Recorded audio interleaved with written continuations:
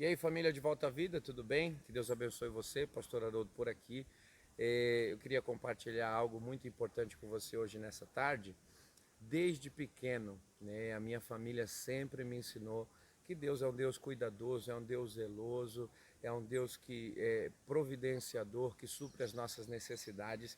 Mas durante o meu período de infância e adolescência foi muito difícil para mim conseguir trazer para o meu entendimento, para a minha compreensão, esse agir sobrenatural de Deus, esse agir cuidadoso de Deus. Por isso que nós vamos na Escritura para me poder ensinar alguma coisa da parte de Deus para você. Fica aí e se liga no que você vai aprender.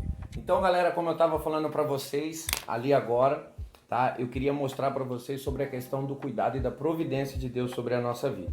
Então, a gente vai usar aqui, né, o primeiro capítulo da Escritura Sagrada para você compreender como é poderoso esse agir cuidadoso de Deus para a nossa vida, tá bom? Você sabe o que está escrito aqui: no princípio Deus criou os céus e a terra era sem forma e vazia. Houve toda essa organização de Deus e edificação de Deus, né, do lugar que o homem iria ficar. A gente sabe que o homem, ele é a coroa da criação de Deus, a obra-prima feita à imagem e semelhança do Senhor. Então o projeto de Deus é a criação e a formação do homem. Só que para isso o homem precisa de um lugar, o homem precisa de providência, suprir suas necessidades e tal. Então o projeto é o homem. Esse homem vai precisar viver, se alimentar, de cuidar disso e aquilo outro. Então a gente percebe que em Gênesis, vou abrir aqui para você, capítulo 1, a gente vai ver que Deus fala: façamos o homem, no verso 26, a nossa imagem conforme a nossa semelhança, e domine sobre peixes do mar, sobre as aves do céu, sobre o gado e sobre toda a terra e sobre todo réptil que se move na terra, tá? Então o homem vai existir, esse homem vai precisar comer, se alimentar, ele vai precisar suprir as suas necessidades. Porém, lá no terceiro dia, eu quero voltar aqui para você, no terceiro dia, né, a partir do verso de número 11, a Bíblia vai mostrar: e disse Deus, produza a terra erva verde, que dê semente, né, que dê árvore frutífera, que dê fruto segundo a sua espécie, cuja semente está sobre a terra, e assim foi. Esse é o verso de número 11, ó. Presta atenção e se liga no que Deus está falando com você. Tá? O homem ainda não existe, o homem ainda não tem fome, o homem ainda não tem necessidade, ele vai ter, o homem ainda é um projeto.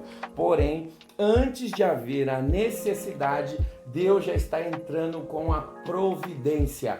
Antes de haver a fome, Deus já está proporcionando o alimento. Eu sei que você está muito preocupado nesses dias, são muitas as nossas dúvidas, incertezas, inseguranças, mas eu quero que você olhe para a palavra.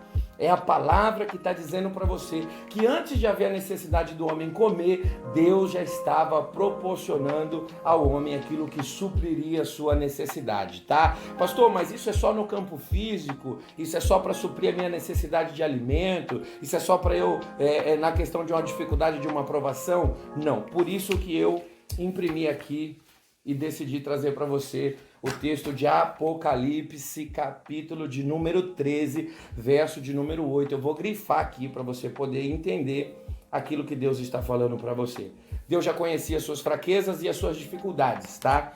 E o verso de número 8 de Apocalipse 13 diz assim: e adoraram todos os que habitavam sobre a terra, esses cujos nomes estão escritos no livro da vida do Cordeiro que foi morto desde a fundação do mundo. Irmão, irmã, você que me ouve, você que se sente fraco, você que se sente incapaz de viver com Deus, eu quero mostrar para você que antes de haver a necessidade do seu perdão, Deus já entrou com o sacrifício perfeito para que o seu pecado pudesse ser perdoado por Deus. Jesus, ele foi sacrificado antes mesmo da fundação do mundo.